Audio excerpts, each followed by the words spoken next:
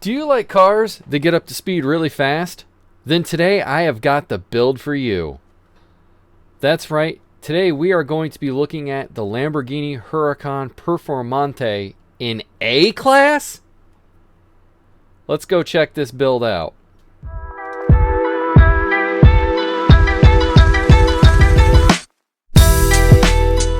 Okay, so for this build, to get this one into A-Class, for the engine, we are using the 4-liter V8. Now for the parts. This is where it gets a little interesting.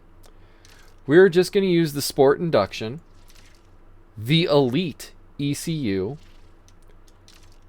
the Elite Fuel System, the Pro Exhaust with the Super Screw Supercharger, Pro Nitrous, Elite Road Suspension, Elite Brakes, Elite Grip Tires, Elite Clutch, the 5-speed Sport Gearbox, and you can just leave it on the basic differential.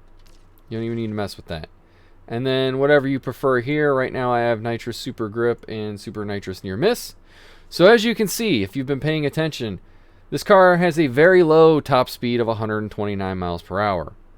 However, it has a 0 to 60 of 2.2 seconds and a quarter mile of 9.8 seconds. So while a lot of cars in A-Class will have higher top speeds, you are going to get up to speed so much faster, and if there aren't a bunch of straightaways, they're not going to catch you, because if you come out of these corners, you're just going to be flying right back up to speed and be gone in no time, while they're still trying to get back up to partial speed. So let's check out the handling.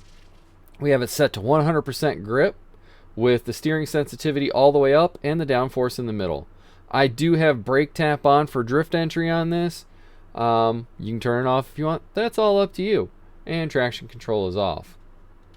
So like I said, this is a low speed build, but it gets up to speed so fast. Because of monetary constraints, I am doing this one on the single player versus the multiplayer. Because God forbid Criterion let us be able to earn money in a decently quick fashion. I'm not asking for like millions of dollars like Forza just gives you every day. I'm just asking to not have to spend 24 hours to just buy a car and then maybe do some stuff to it.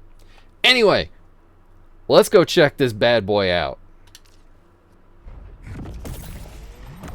Alright, so this is just against AI, but check it out. I am flying past them all, and I am already over 100 miles per hour. I am at my top speed, which, like I said, is a constraint of this build. However, look how far in the dust everybody behind me is right now. They can't get anywhere near their top speeds in these corners. The straightaways, they can take me, but if you're just doing really windy races, you're gone. They're not going to get you. And I know this is against the AI, and they aren't the greatest, but I think this will translate very well over to the multiplayer realm. I am in the process of getting it built for multiplayer, but like I said before, due to low amounts of money in multiplayer, it is a difficult build right now, because it will cost you about $500,000 or so for it, if I remember correctly. It's a little over $200,000 for the car. I think the engine swap was 150, 180, and then all the parts you have to put into it. So it's not a cheap A-Class build at all. But I think it is totally worth it, and I think it's a game-changing, dominating car.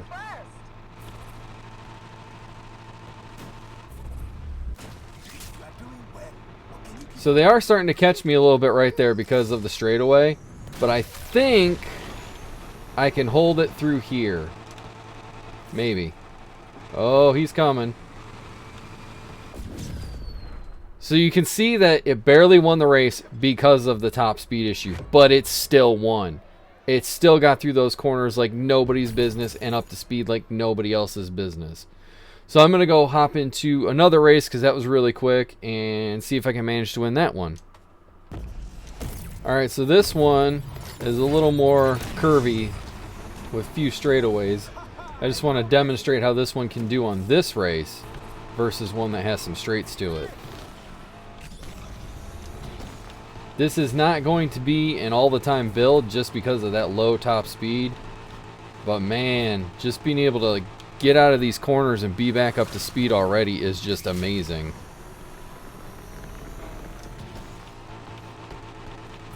So there are, you know, obviously going to be a few straightaways here and there in this race. But it's so curvy, and I can't drive apparently, that I don't think it's going to be too much of an issue to stay away from the pack. Unless these silly cops get in the way.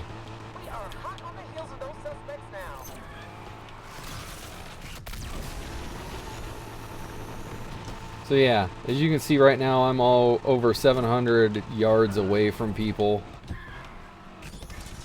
And I don't know this race real well, so that doesn't help. But I'm not cornering the best. But I'm still putting distance between me and the AI drivers. So back to over 800. I mean, these guys are just in the dust.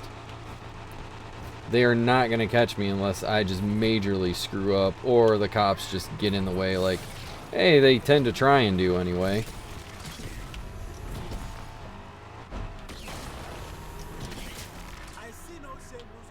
I've never run into a build like this on my own. I mean, obviously the Pista and B class exists, and it can be beaten, except for the reason it wins is because of its acceleration. That's why this one wins, is the acceleration factor on it. The top speed kills both of those builds, but if you can accelerate super fast, you can win a lot of races. Are you going to win them all? No, not if you run into an event that favors top speed over acceleration. But most events favor acceleration over top speed, it seems, especially down in the A class. So, I think you should take the leap, spend the money on this build. I'm certainly attempting to build it in A class in multiplayer right now, and once I get the money for it, I'm going to have it built. And then maybe I'll do another video testing it out and seeing how it actually performs against actual people that can drive in some cases. In other cases they can't. But anyway, that's going to do it for me today. I hope you enjoyed the build. Please subscribe, like the video, leave a comment, and I'll see you in the next one.